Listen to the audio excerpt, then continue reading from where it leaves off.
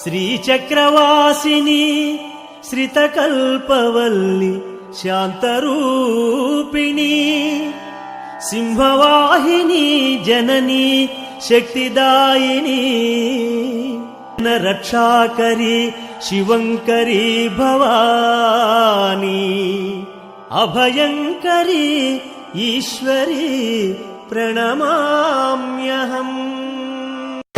అమ్మవమ్మ శక్తివమ్మ సృష్టికే ప్రదాతవమ్మ తిరిగి నీవమ్మ మాలో వెలుగులు నింపమ్మా కరుణతో నీవే మమ్ము దీవించగరామా అనకాపల్లిలోన వెలసిన నూకాలమ్మ నీ చల్లని చూపుల కరుణ కటాక్షం చూపించమా.